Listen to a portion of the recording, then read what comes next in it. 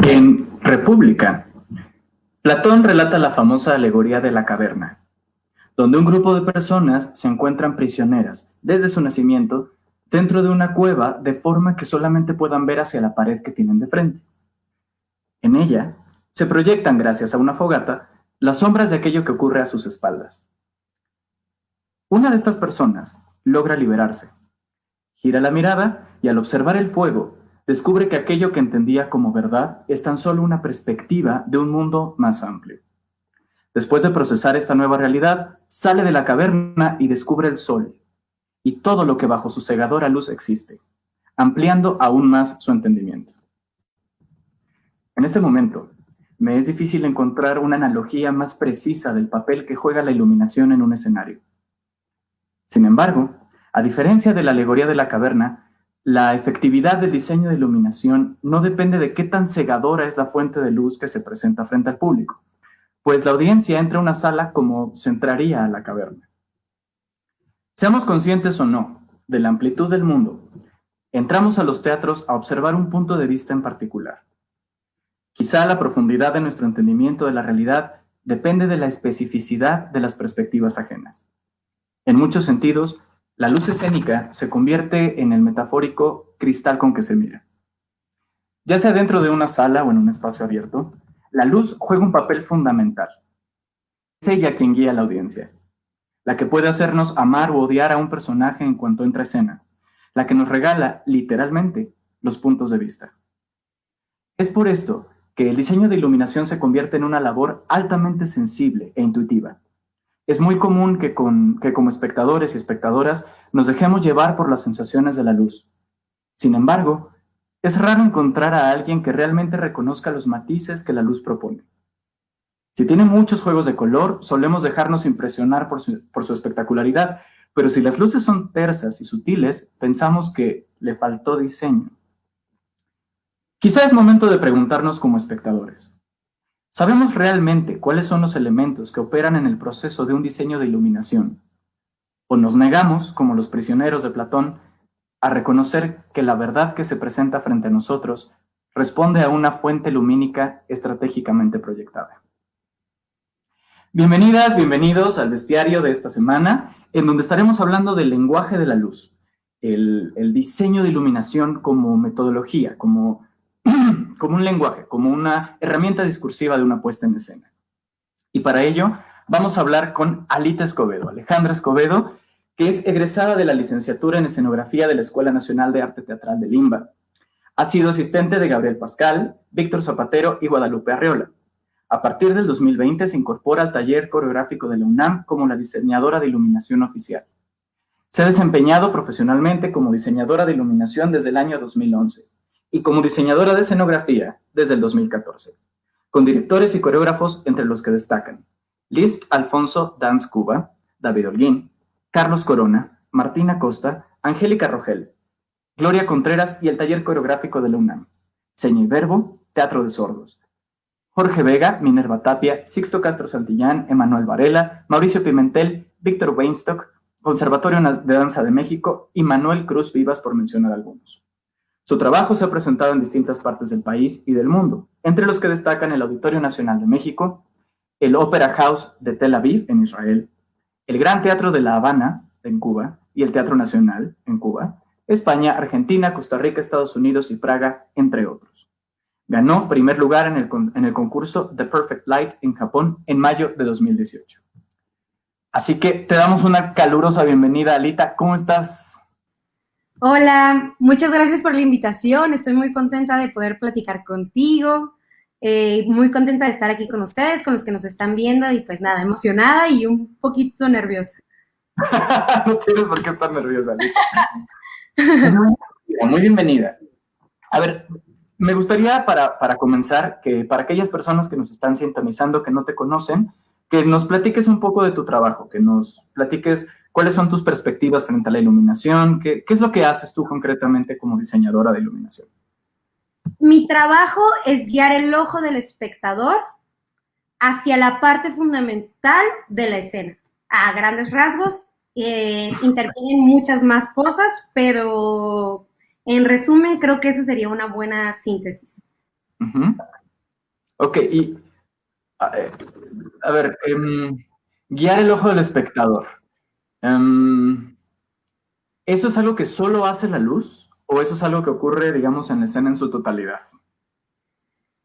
Creo que eso lo hace la escena en su totalidad, pero en un trabajo mucho más específico, el decidir cómo se ve cierta escena, Okay.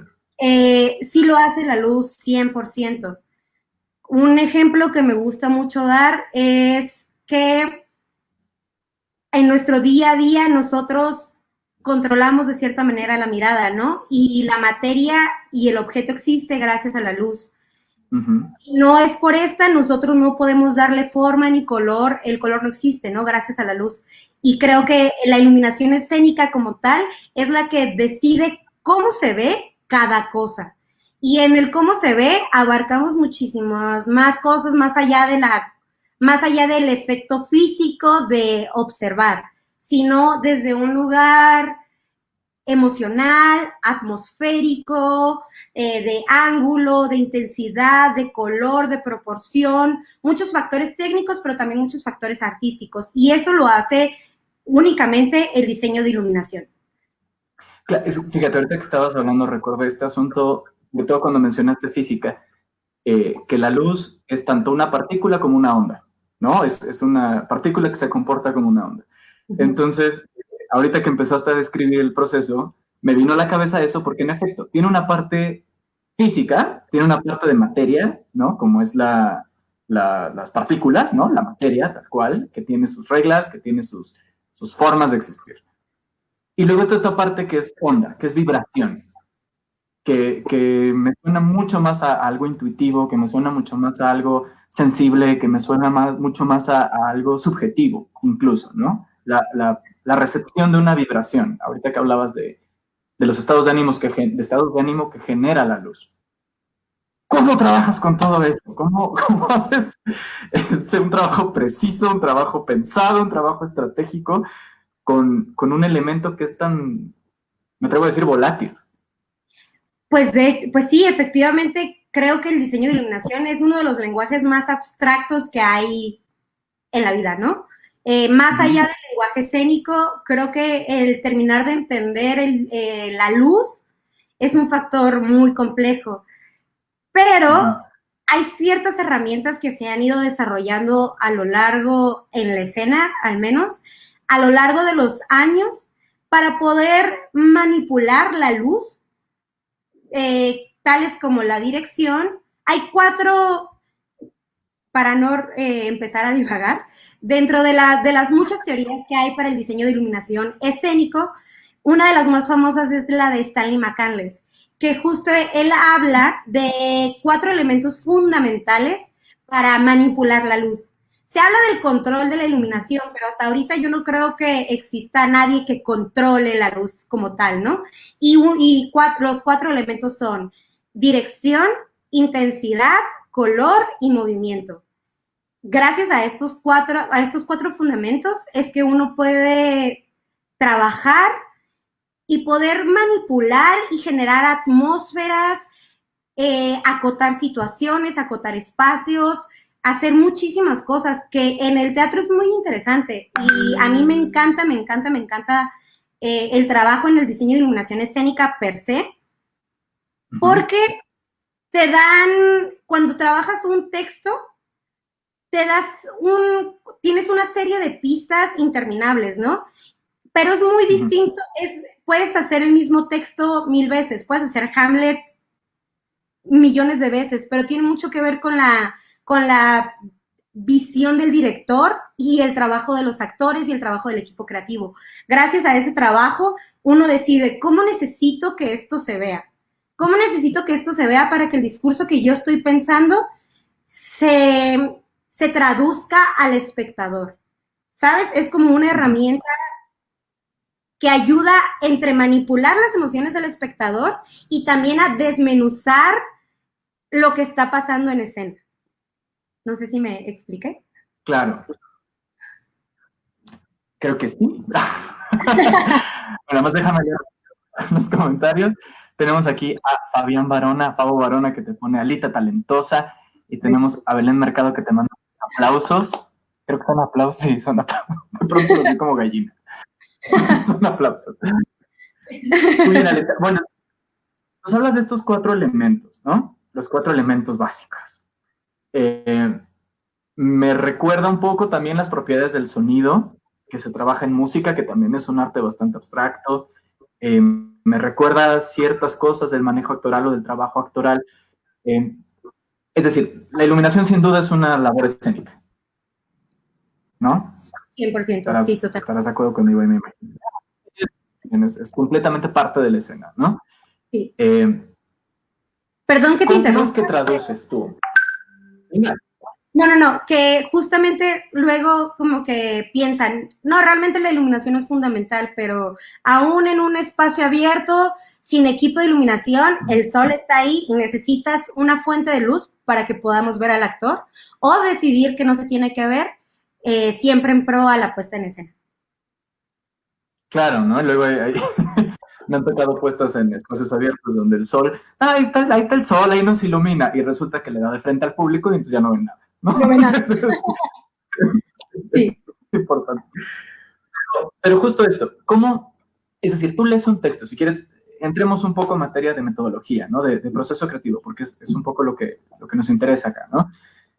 Tú lees un texto y estás con una compañía o estás con un grupo de personas, leen el texto, ¿cómo se traduce la insolencia de Hamlet en dirección, movimiento, intensidad?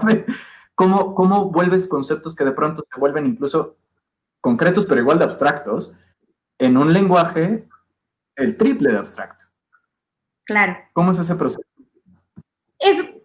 Bueno, para mí es un proceso sumamente interesante, además de enriquecedor.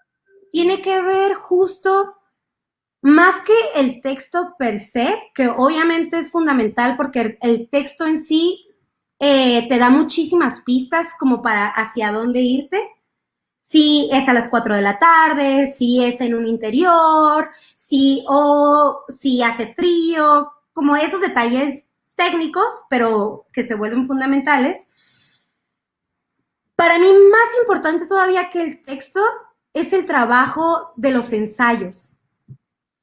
¿Por qué? Porque justo como te comentaba anteriormente, pues sí, obviamente está el texto que te da muchísima información, pero es el mismo texto que escribió Shakespeare, si bien una adaptación, si bien otro giro, pero a la hora de montarlo, eso es lo que hace especial y único a esa puesta en escena.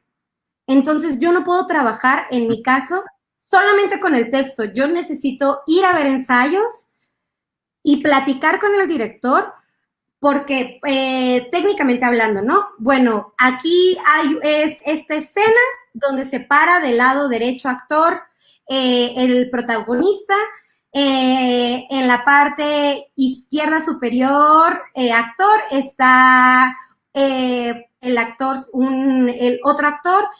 Entonces, eso ya me va dando a mí distintas pautas para entender qué es lo que se tiene que ver.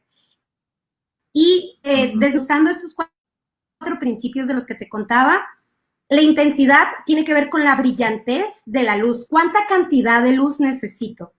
La dirección tiene que ver con, ok, necesito que la luz venga de lado, que venga de piso, que venga frontal, que venga de contraluz, que venga de todos los ángulos que te puedas imaginar, ¿no? Intensidad, color. El movimiento tiene que ver con necesito que esta luz entre en tantos segundos o que todo el tiempo esté parpadeando. Y el color con necesito que la temperatura sea súper fría, súper cálida y valga una idea muy barroca como, bueno, es una luz roja, ¿no? Entonces, conforme vas viendo el ensayo, vas descubriendo y vas trabajando como, ok, aquí claramente es muchísima atención. Además de la atención, claramente que el actor está aportando en la escena y que desde el ojo del director se está manejando este tipo de tensión. Hay millones de tipos de tensión, por mencionar millones de tipos de emociones.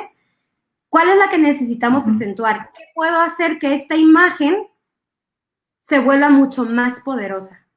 Y es ahí donde entra el trabajo de iluminación, bajo estos 4 fundamentos de intensidad, color, movimiento y dirección. Creo que a mí eso me ayuda mucho.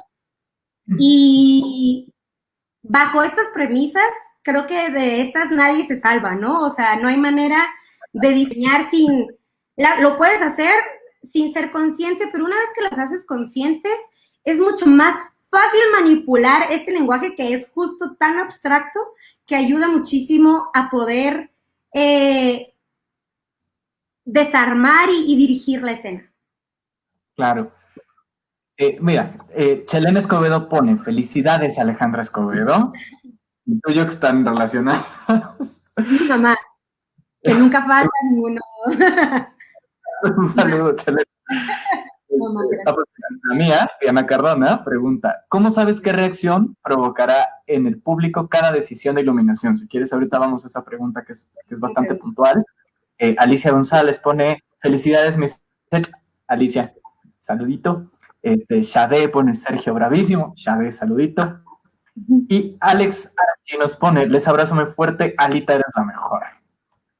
Entonces, muy celebrada tú. No, gracias a los que están aquí, se toman el tiempo. Un apapachado y más tranquilo entre amigos. Claro, siempre, siempre, siempre. Antes de pasar a esta pregunta de Diana, me gustaría preguntarte esto, porque dices, seas consciente o no, estás aplicando estos 4 fundamentos. Hay diseños de iluminación que son inconscientes de estos elementos, aunque los estén aplicando. Es decir, hay diseñadoras o diseñadores de iluminación que trabajan más bien por intuición o más bien por... ¿Cómo describirías otras formas de trabajo de diseñadores o diseñadoras? Por no demeritar el trabajo de nadie. Claro, creo que justo es un tema el diseño de iluminación es un tema muy complicado. Si bien el lenguaje, el trabajo actoral se viene estudiando desde hace siglos y hay muchísimas teorías y métodos de actuación y ha habido muchísima gente muy interesada en desmenuzar el trabajo actoral. No estoy diciendo que en el diseño de iluminación no haya gente que no le interese y tenemos como a Stanley McCandless, tenemos a Gordon Craig y tenemos a Joseph Svoboda, uno de los padres contemporáneos del diseño de iluminación y escénico, pero no hay tanta información teórica sobre el diseño de iluminación como la hay en otros aspectos, y no me voy tan lejos como el diseño de escenografía, ¿no? Creo que el diseño de iluminación, aunque hay una forma inconsciente de decir, es que es muy importante la luz, ¿por qué? Por el principio básico de si no ves, no escucho, si no ves, no escucho, y si no escucho, no entiendo, y si no entiendes, pues, ¿para qué fui a ver la obra? Que es una cosa muy inconsciente que todos tenemos es que se tiene que ver la cara del actor, ¿no?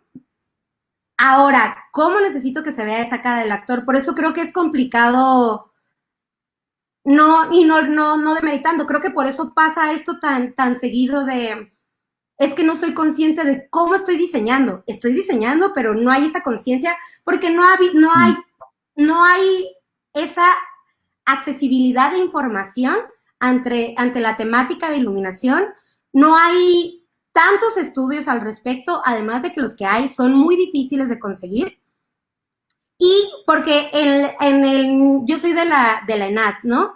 Y siendo egresada de ahí y estando agradecida por todo lo que me dio, también soy muy consciente de las fallas que tiene la escuela, y justo es la conciencia y la metodología del diseño de iluminación escénica. Creo que por eso también pasa mucho esto de, es que está esto, no sé cómo lo hice, pero es esto. Y lo ves y empiezas a desmenuzar. Ok, estás poniendo una luz azul.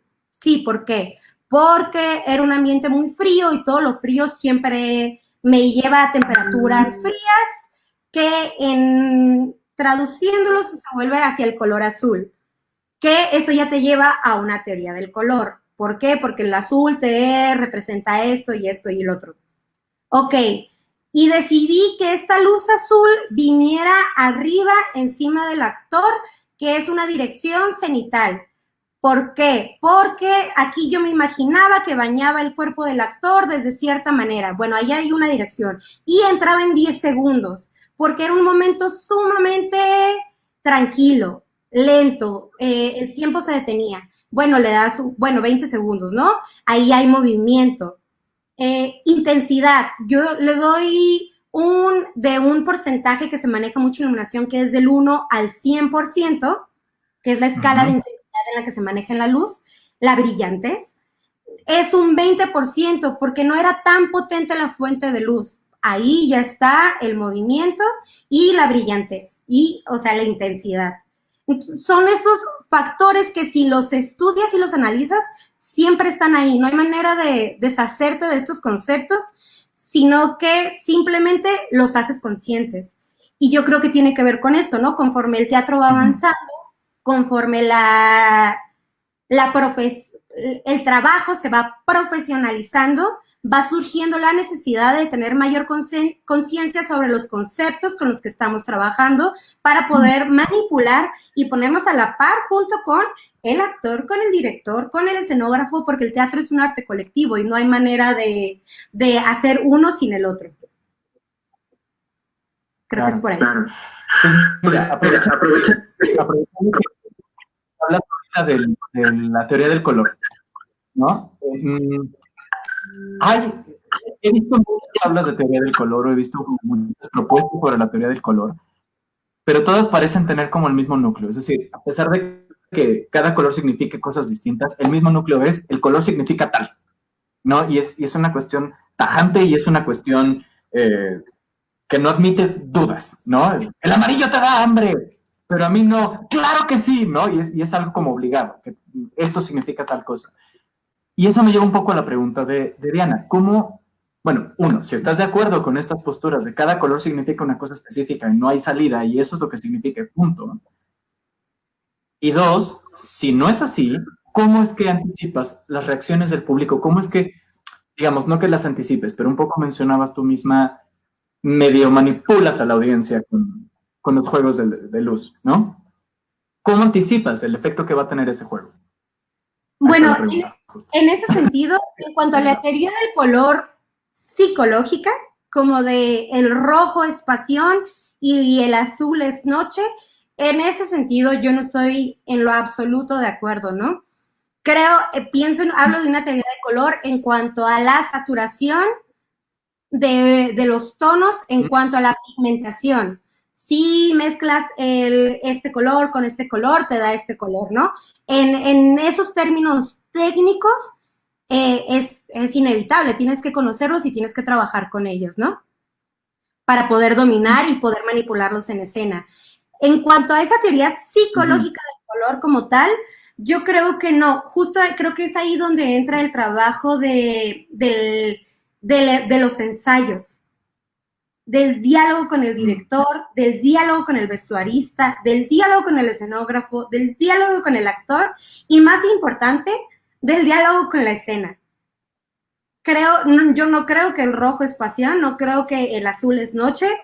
Yo he visto noches que son naranjas y eso es una percepción muy personal, es una percepción muy personal, pero con esta percepción personal contesto la siguiente pregunta, que tiene que ver que yo trabajo desde signos personales y para que el espectador los pueda entender, entonces trabajo con las convenciones, que tiene que ver con, okay, yo entiendo esto y yo lo veo así. Que yo entienda esto y yo lo veo así no significa que todo el mundo lo va a entender. Si yo hablo de una noche naranja, probablemente va a ser como, pues, eres la única que ha visto esa noche naranja, ¿no? Pero si hablo la noche naranja en Tijuana, en el centro de Tijuana, en la calle Secta, donde las luces de la instalación de la ciudad son estos focos naranjas que se usaron en los años 80 y que son muy famosas. Se va a crear un signo en el que todos dicen, claro, en la calle Sexta, en la noche, la luz es naranja. Entonces es ahí donde uno tiene que hacer como, hacer un gran clavado entre encontrar el signo y la convención para poder proyectar esa idea que yo tengo y que sea entendible hacia el otro en relación a la puesta en escena y con lo que estoy hablando con todo mi equipo creativo. No sé si me explico. Claro. Sí, claro que sí. Bueno, a ver, tenemos aquí un par de comentarios más. Hoy están comentándote mucho, Alita. Diego Alejo pone, todas las iluminaciones que te he visto increíbles, tienen una textura impresionante y te transportan al mundo de la obra que se presenta. Gracias. Chelene Escobedo nos pone, gracias y saludos. Maripaz Herrera Villalón pone, me encanta con unos corazoncitos. Saludos, Maripaz. María Estrada pone, tan chule chingona. Y Carolina Pimentel nos pone, hermosa Alita Escobedo. Caro. Sí, pues mira, aquí Diego Alejo nos está introduciendo otro concepto, la textura. ¿Cómo juegas tú? Por lo que entiendo a partir del comentario aquí de Diego, tú juegas con texturas o las haces presentes al menos. ¿Cómo juegas con esas texturas? En ese sentido, en términos de texturas, tiene que ver con lo que hay en nuestro espacio y nuestra realidad de ese momento. En alguna plática, me voy a dispersar un poco, pero les juro que este tiene un punto. Alguna vez platicaba con un maestro al que le tengo muchísimo cariño y ha sido un gran maestro para mí, y teníamos este diálogo sobre los gobos. Los gobos es una plantilla que lo pones en la luminaria y te presenta distintas texturas, como una ventana, el follaje de un árbol, nubes, ¿no? Hace proyecciones de distintas figuras, ¿no? Y él me decía como, es que a mí no me gustan los gobos porque en la vida real no hay gobos. Y yo le decía como, no estoy para nada de acuerdo. Hay gobos todo el tiempo. Y en ese momento estábamos en una oficina con un ventanal enorme, hermoso, y estaba atardeciendo. Y en ese momento entraba la luz y se proyectaba la ventana sobre nosotros y sobre el piso. Y le decía, mira, aquí hay un gobo. Entonces tiene que ver y no necesariamente con la textura de la iluminación que te da, ¿no? Que está en todos lados. Si vas caminando en el parque y a cierta hora de luz ves tu sombra y ves la proyección de la sombra en el piso del árbol. Eso ya es otra textura. Pero no necesariamente es la única forma de textura. Muchas veces ves el vestuario que está lleno de formas, de texturas per se, valga la redundancia, que simplemente la luz se enfoca en eso, en la escenografía, el color, la pintura escénica tiene cierta forma, y creo que tiene que ver con eso, con darle forma y presencia a eso a lo que no somos conscientes. Y que se vuelve inconsciente a la escena y no es protagonista, pero que aporta a la escena. Creo que eso es muy importante. Es decir, un poco tu búsqueda en ese sentido es, de nuevo, dirigir la mirada hacia estas texturas que están ahí. Exacto. ¿No? Y que probablemente no pasaríamos por alto a menos que le pongamos un cenital que nos diga, hola, soy rugoso, ¿no? Y entonces surge la... Exacto. Okay, qué bonito. Que no tenga aunque esa textura no tenga esa presencia protagonista, de repente estas cosas inconscientes que dices como, ay, qué bonito atardecer, aquí entre el bosque, con mi pareja, en este momento súper romántico, donde se sienten las hojitas y el viento, y entonces haces una conciencia y dices, claro, está esta textura aquí, está esta textura acá, rodeada de esta situación que emocionalmente yo me estoy sintiendo enamorada, entonces vistes esa imagen y eso hace que se vuelva sumamente entrañable, ¿sabes? Eso me lleva a preguntarte, Alita, ¿cómo dialogas con el resto de los lenguajes escénicos que están ocurriendo? Es decir, los actores sé que somos un problema para las iluminadoras, ¿no? No, no lo Lo más que son. atinan a decirnos es, ¿con qué te parecen tu satisfecha? ¿No? Pero digamos, ustedes establecen mucho más diálogo por lo que me ha tocado experimentar con los vestuaristas, con las escenógrafas, es decir, con el resto de artistas plásticos, por llamarlo de esa manera, en escena. Pero también está el lenguaje del dramaturgo, perdón, también está el lenguaje de las actrices, digo, la directora un poco ahí coordina el asunto, ¿no? Pero ¿cómo estableces tú un diálogo con estos otros lenguajes, tanto los que son plásticos como los que no lo son? La música, por ejemplo, ¿no? Híjole, esa es una muy buena pregunta. Bueno, ay, yo. No, bueno, de entrada, yo no creo que los actores sean un problema. Al contrario, yo creo que son. Es que hay esta cosa como de es que el actor no llegó a mi luz, pero creo que ahí hay una justo falta de comunicación, ¿no? Uno está hablando de ambas partes, tanto del actor como del iluminador, pero no nos podemos liberar de ambas responsabilidades. Justo como lo he dicho millones de veces, creo que el diseño de iluminación es un estímulo fundamental para el actor. Y si yo no soy clara con ese estímulo, por supuesto que el actor va a hacer caso omiso a ese estímulo, más allá de, pues es que me tengo que parar aquí. ¿Por qué? Pues el director me dijo o algo de porque se me ve la cara. Si ayudamos a crear este lenguaje y esta concepción redonda de lo que es una puesta en escena, es como, claro, a mí esto me ayuda y entonces voy a llegar ahí de una manera inconsciente porque ese estímulo me está ayudando a mí a llegar a esto que tengo que proyectar, ¿no? A esto que tengo que decir. Y en cuanto a los escenógrafos y vestuaristas, músicos, me ha tocado muy distintos procesos. Muy distintos procesos. Incluso cuando yo misma soy la escenógrafa.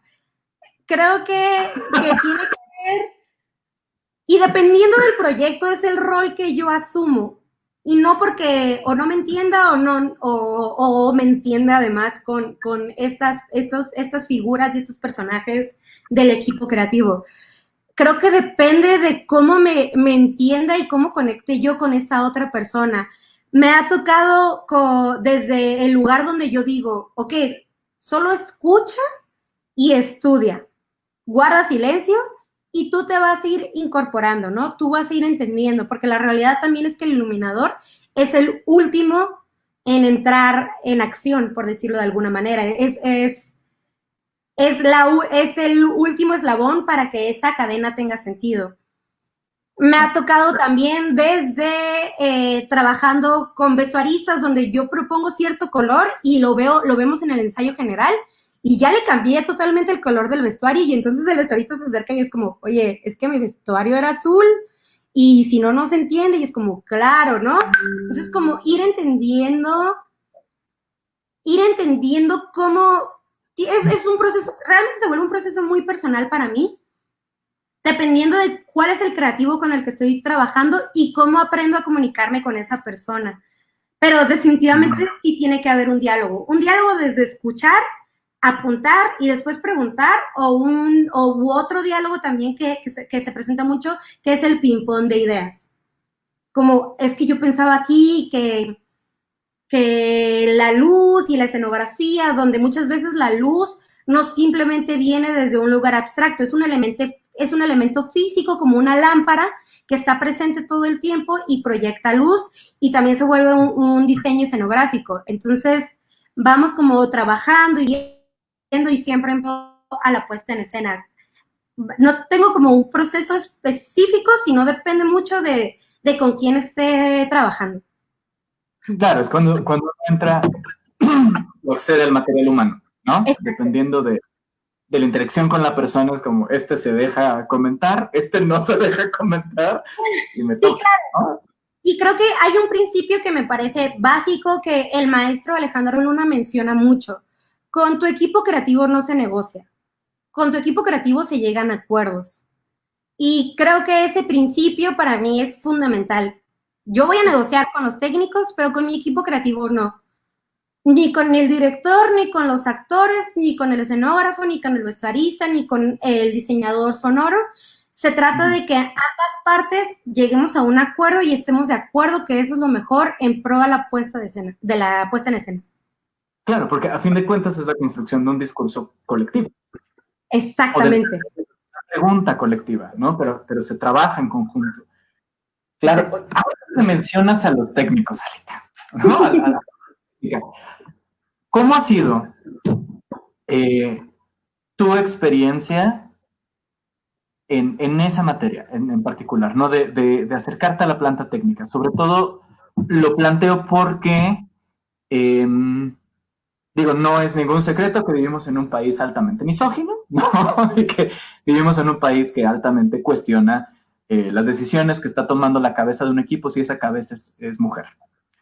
Claro. Tú, como diseñadora de iluminación, en tu planta, pues tú eres la dueña, en el equipo, bueno, con la compañía, eres parte del equipo, pero frente a una planta técnica te vuelves un poco tú la cabeza de ese equipo de trabajo.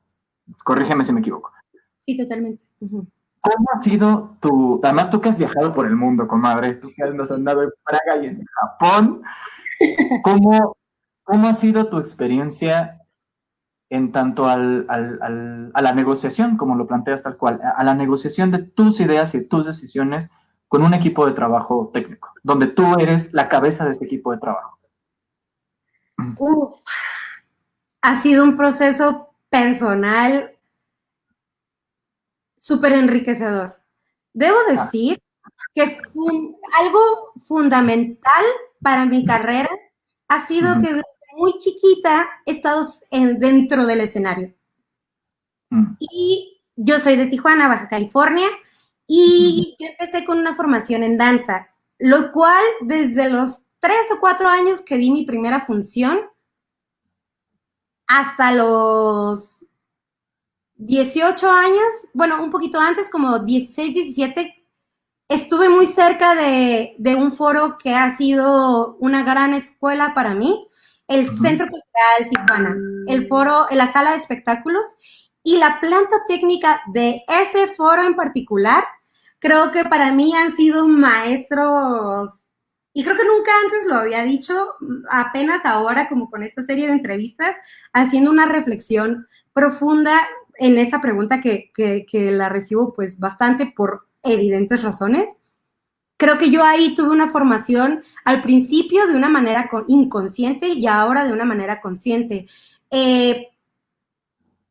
Tuve desde un jefe de técnicos, un jefe de tramoya, que es el vaquero, Jorge Jiménez, y jefes de iluminación como Ismael Hernández y ahora Luigi, que creo que como que siempre yo como crecí dando funciones mínimo 2 veces al año, veía el lenguaje y veía cómo se hablaban, y entonces también tiene mucho que ver la educación que yo recibí en casa, si no es que como sin esta conciencia de es que tú eres mujer, no vas a poder, al contrario, es como a ti nada te detiene y tú vas para adelante, que eso sí es una cosa muy, muy importante por parte de mis papás y de mis hermanas que también que están en la danza y de mis hermanos que son ingenieros, pero como es una cosa muy familiar, que eso me dio mucha confianza, como haber crecido en ese ambiente con los técnicos, en los ensayos generales, en pedir, oye, necesito una marquita aquí, oye, necesito no sé qué, como que eso me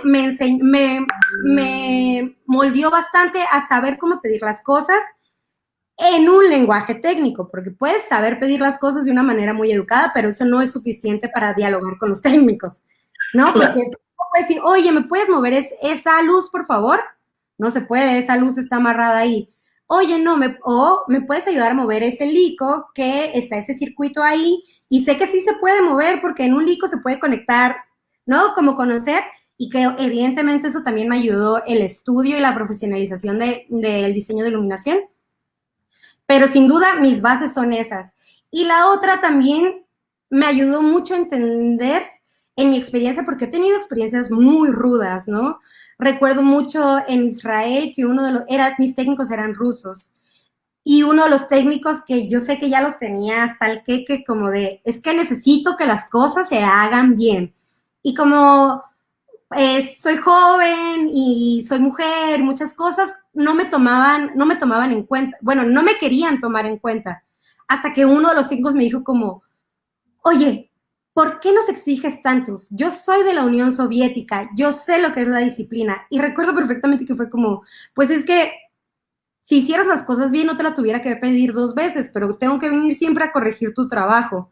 Entonces, tiene que ver como con una cosa de estar muy seguro del lenguaje y de lo que estás haciendo, de tener la información, saber comunicarte también y también tener la seguridad de decir cuando te dicen no se puede, yo sé que sí se puede y lo vamos a hacer, ¿no? Y es ambas partes, porque también sé que luego los técnicos están muy satinizados, así son como, perdón, se me fue la palabra, Sanitizado, satanizado. satanizados no es, perdón, satanizados, como de todos los técnicos son unos flojos, no quieren trabajar, y no es cierto. La realidad no es esa, y justo sé que esa realidad no es porque justo los técnicos del Centro Cultural Tijuana no son así. He tenido grandes experiencias con técnicos en La Habana, he tenido grandes experiencias con técnicos en Japón, aquí en la Ciudad de México, en el interior de la República. No es así, que sí los hay, por supuesto que sí los hay. Y que son un cáncer para la infraestructura teatral, claro que sí lo son.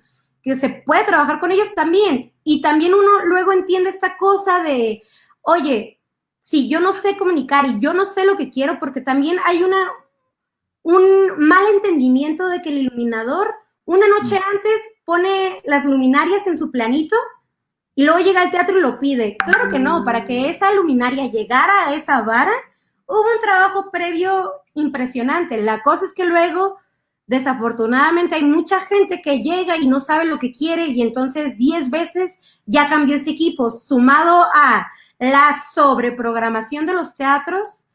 Obviamente un técnico va a estar cansado si no sabes lo que quieres y no sabes pedir lo que quieres, ¿no? Viene de ambas partes. El técnico tiene que hacer su chamba, pero yo como iluminadora también tengo que hacer mi chamba. No es llego a experimentar al teatro.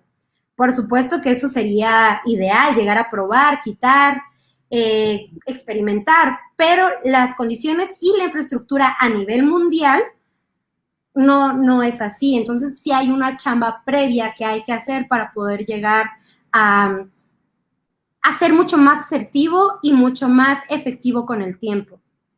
El actor ensaya meses, nosotros no tenemos esa chance de ensayar meses.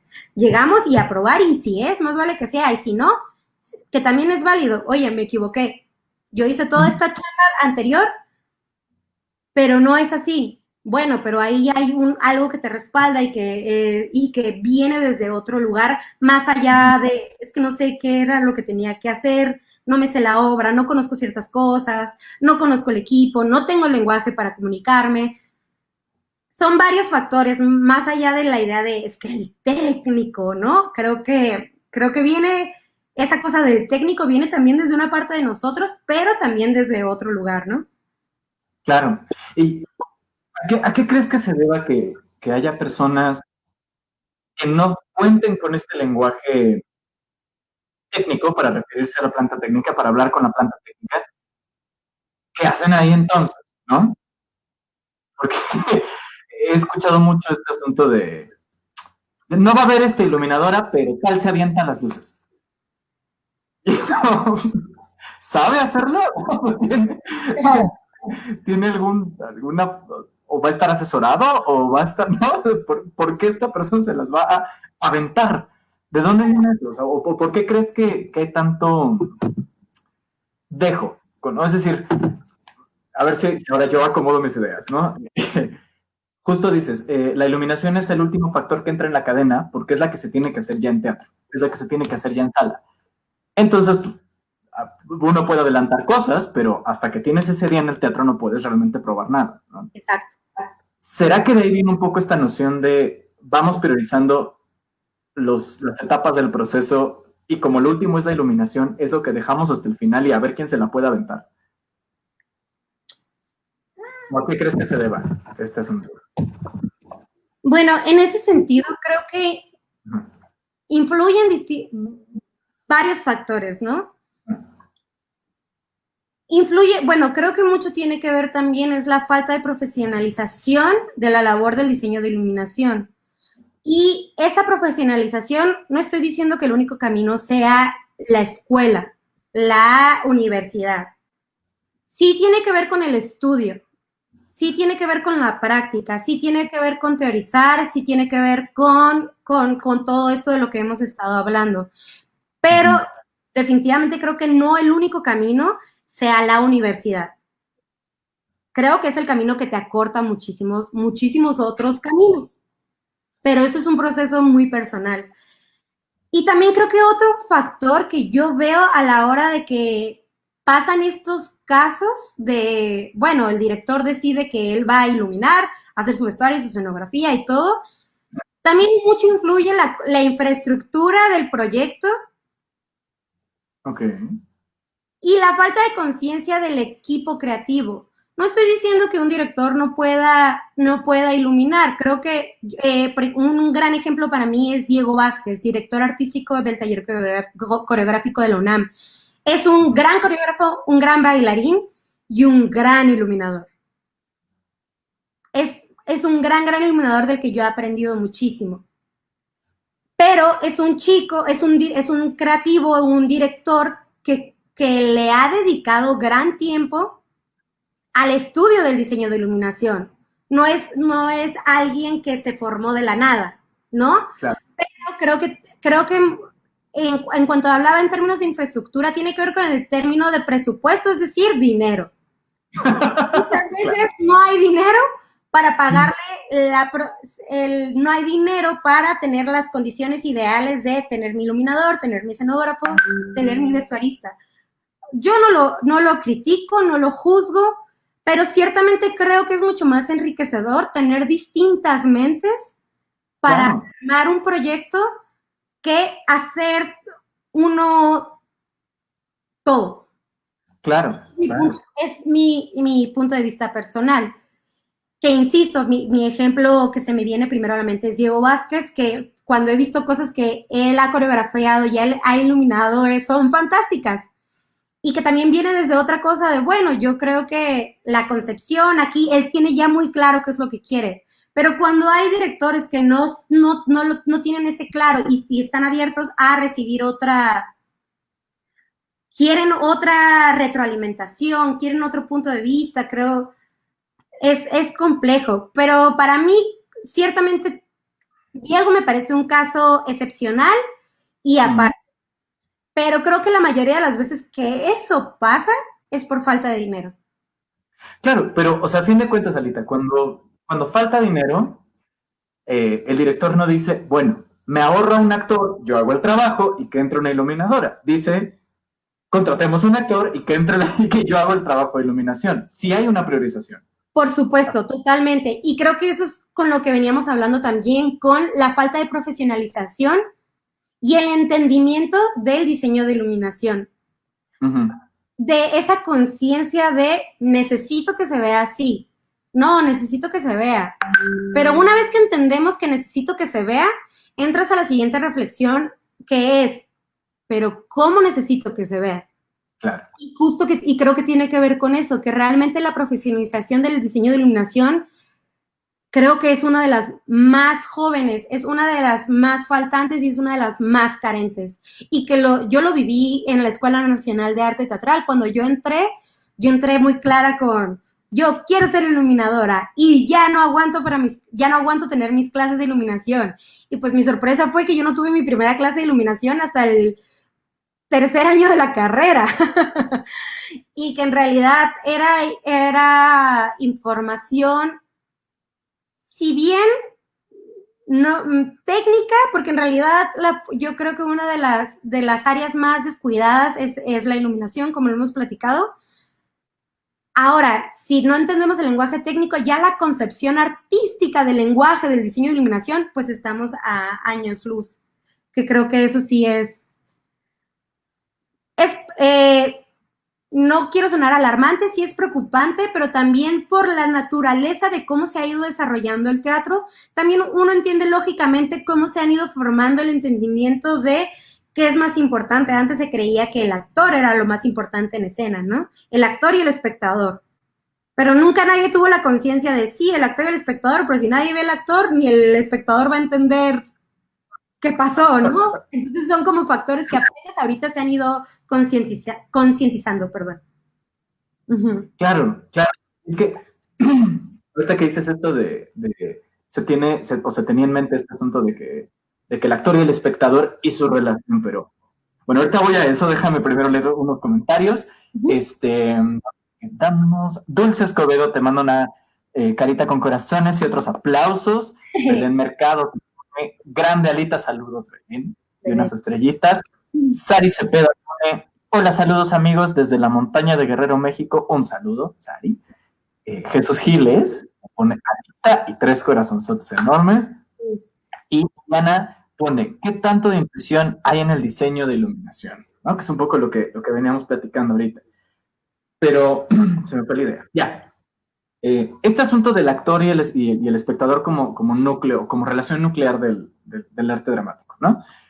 Estaba dando clases el otro día y justo hablaba con el grupo y les decía, a ver, el centro, o bueno, como se concibe el teatro, o como nace el teatro, el centro está en la acción, ¿no? Es el arte de la acción, el arte de la imagen, el arte de tal, el arte de tal, el arte de la acción.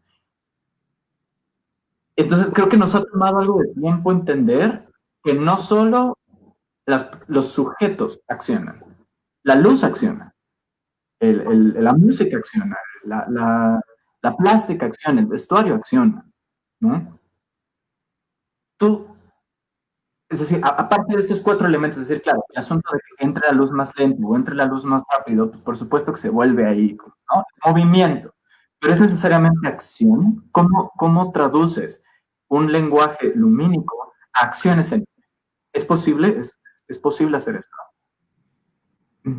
Creo, esa pregunta, creo que tiene mucho que ver con entender que la luz acompaña la escena, no hace la escena. Es decir, no hay posibilidad de solo luz en escenario siendo escénico. Creo que es una gran pregunta para nuestra tesis. Es una gran pregunta porque durante muchos años de cuando empezaba a diseñar ya con una mayor conciencia, yo pensaba mucho, es que la iluminación es un personaje, por supuesto que la iluminación es un personaje. Ahora en este momento, así como la ciencia que se dice y se desdice todo el tiempo, yo creo en este momento que no es un personaje más. Creo que es un elemento fundamental para que la escena suceda, pero no es un personaje. No es esto donde gira en torno a, la escena no gira en torno a los personajes. Pero para que la escena suceda, sí necesitamos de la luz. La escena no sucede sin la luz, a menos de que uno decida que no hay luz. Claro, pues es una silencio en la música. Exacto. Claro. Exacto. A lo mejor cuando tenga 40 años diré, ¿no? La luz sí es un personaje, ¿no? Pero en este momento de mi búsqueda y de mis preguntas, yo no lo creo, pero sí creo que es un elemento del cual no podemos prescindir. No hay manera. Y no podemos prescindir ni en la escena, ni en nuestro día a día, ni nunca. ¿Será tal vez la luz parte del personaje?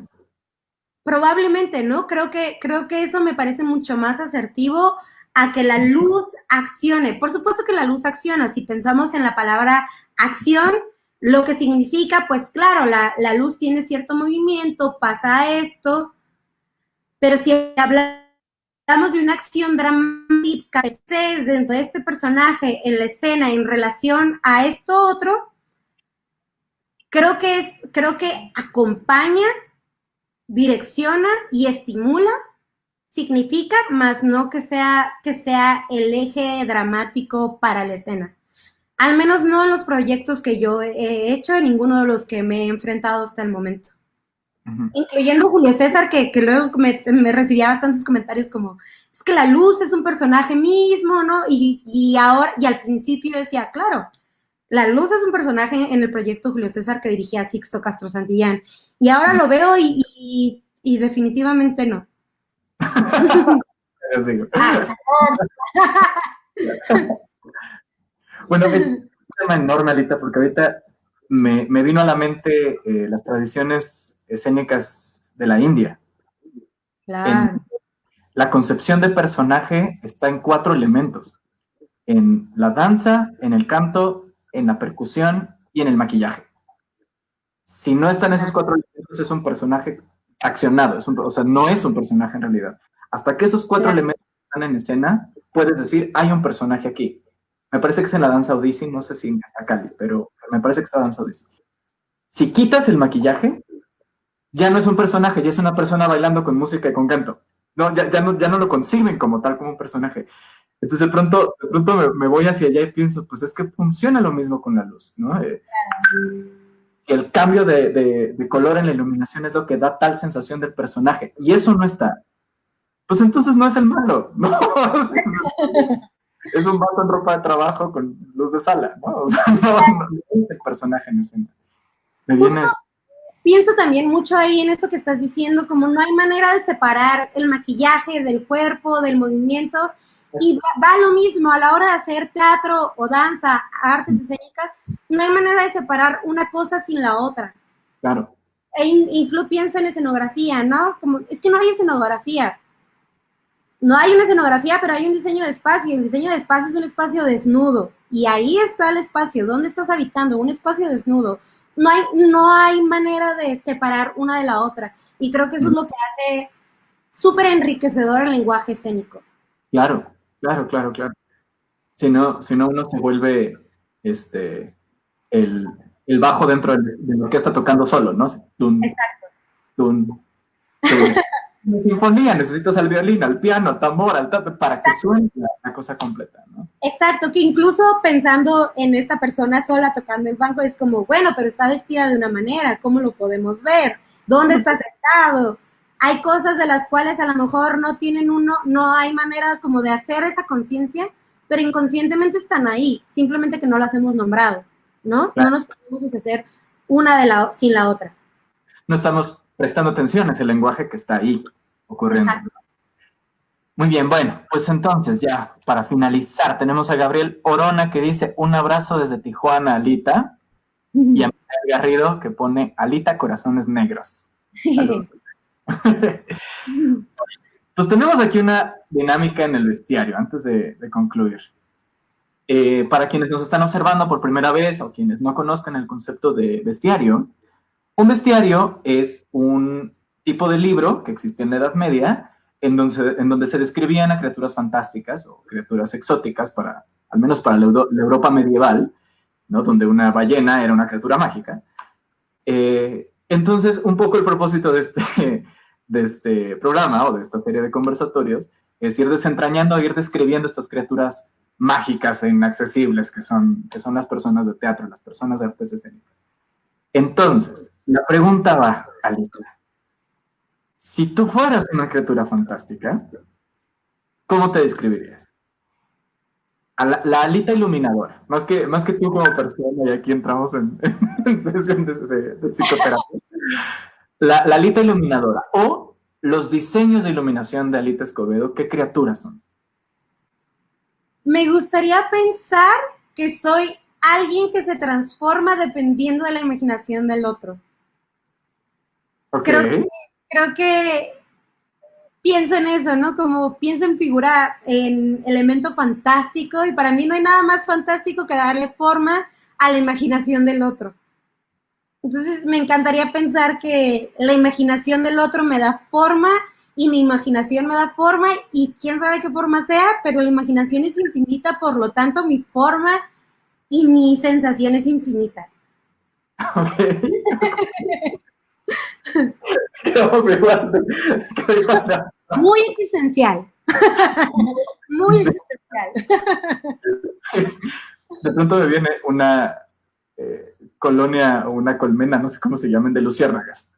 Ah, qué lindo, sí. Se mueven y entonces van cambiando de forma y uno como en las nubes va encontrando, ay, mira, es una carita, ay, mira, es un caballo, ay, es De repente es un universo entero, ¿no? Pero que lo ves y te genera alguna emoción. No sabes qué es, pero te da como un momento de pausa.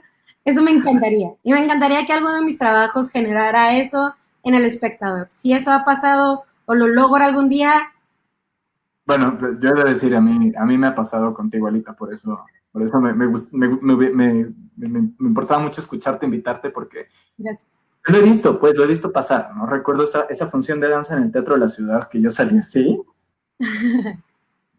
del papel que jugaba la luz, ¿no? Y de cómo los cuerpos cambiaban de forma. Era impresionante, de verdad. Lo hubieran visto, muchachas. ¿No? De pronto el bailarín se volvía más largo, de pronto se volvía más corto, de pronto, y estaba ahí quieta, ¿no? Entonces era todo esto que la rodeaba, que lo que le daba esa potencia, y era, pues eso, era esto que estás escribiendo, como ese Ay, gracias. Me, acto sensible solo por la luz. Es decir, dentro de todo el contexto, pero el cambio de luz es lo que generaba eso, ¿no? me conmueve mucho esto que me estás diciendo. Muchas gracias, de verdad. Muchas, muchas gracias. No, pues para nada, por nada se dice. Bueno, Daniela Leiva nos dice saludos desde Colombia, saludos Daniela, y Belén Mercado pone ja, ja, ja, ja, ja. Mi mano derecha, Belén. Bueno, Lita, pues muchísimas gracias por acompañarnos. ¿Algún último comentario que te quieras aventar? Bueno, no, pues primero que nada, muchísimas gracias por la invitación y por este espacio. Y, y pues nada, solo agradecer infinitamente a todas las personas que se están dando el tiempo de escucharnos y que hablemos de luz. De luz. Perfecto, Alita. No sé si quieras dar tus redes sociales para quien te esté viendo que no te siga todavía. Han estado apareciendo aquí abajo porque decirles, tenemos ahora toda una nueva interfaz en estos conversatorios. Azuay Esteban, que ha estado, Azuay Esteban, que nos ha estado haciendo la producción de estos programas. Entonces aprovecho para hacer el anuncio, si me das el break, Alita. Si ustedes están decidiendo aventarse a estas cuestiones del internet, del MySpace, del Hi-Fi, y quieren hacer sus streamings y demás, contacten por favor a Azuay Esteban, que también han estado rondando sus redes por acá, y ella está ahorita haciendo estos trabajos de producción para streaming y para live. Entonces, si les interesa, si tienen ganas de empezar a transmitir, ahí tienen una gran aliada, que al menos para mí ha sido una gran, gran, gran, gran aliada, y que, pues bueno, nos vistió así. Hermoso Todo esto. Hablando de cómo interactuamos con el espacio. Entonces, bueno, ahí andan sus redes sociales circulando, justo ahorita están. Y nada, Alita, tus redes nos las quieres compartir para que podamos seguir, para que podamos ver lo que haces y andarte siguiendo la pista. Claro que sí. Bueno, primero me gustaría compartirles mi página de internet donde tengo un pequeño blog haciendo reflexiones sobre el diseño de iluminación, www.alitescobedo.com. Ahí también está una parte de mi portafolio. Mi Instagram es @escobedoalita, mi Twitter @alitaem y mi Facebook que es Alita Escobedo y listo. Muchas gracias. Muchas gracias, Alita. Bueno, yo soy Sergio Carazo Cardona, me pueden encontrar en Facebook como Sergio Carazo Cardona, me pueden encontrar en Instagram como @SergioMusical. Y bueno, nada, les agradezco mucho por haberse conectado esta tarde. Los esperamos la próxima semana. Ya estaremos en la semana avisándoles quién va a estar en el estéreo de la próxima semana. Síganos, por favor, compartan si les agradó esta charla y nos vemos pronto. Hasta luego. Muchas gracias.